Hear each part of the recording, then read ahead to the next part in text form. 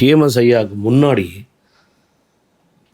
இன்னும் 2 பேர் பெரிய ஜாம்பவான்களை வந்து டிஎம்எஸ் ஐயாவுக்கு முன்னாடி டிஎம்எஸ் ஐயாவுக்கு முன்னாடி நான் சொல்கிறது அது யாருன்னா, முருகனுக்காக பிறந்து முருகன் பாடல்களை பாடி அவருடைய பிறப்பு தைப்பூசம், அவருடைய இறப்பு கந்த சஷ்டி.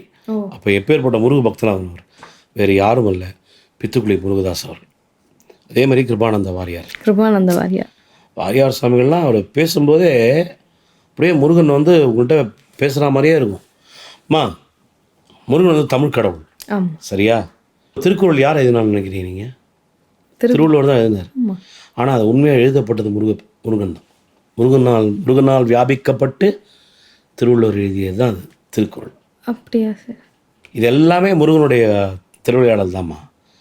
ஔவையார் எழுதின இதுவாக இருக்கட்டும், எல்லாமே அருணகிரிநாதர் பண்ண திருப்புகழ் முருகனால் சொல்லப்பட்டது தான் திருக்குறள். அகர முதல எழுத்தெல்லாம் ஆதி பகவான் முதற்றே ஒரு சிவபெருமான் தான் சொல்கிறார்.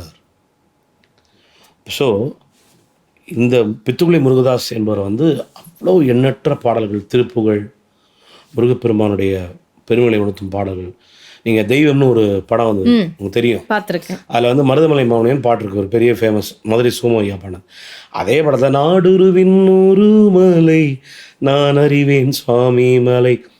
தெரியாத நேயர்கள், பித்துக்குளி முருகதாஸ் என்பவர் அறியாதவர்கள் அந்த படத்தை போய் பாருங்கள். அதில் கருப்பு கண்ணாடி போட்டுன்னு தலையில் வந்து முண்டாசு கட்டுன்னு, அவர் கச்சேரிக்கு வர ஸ்டைலே தான், தலையில் முண்டாசு கட்டு கருப்பு கண்ணாடி போட்டுப்பார், ஹார்மோனியம் வாசனே போடுவார். பெரிய முருக பக்தர்.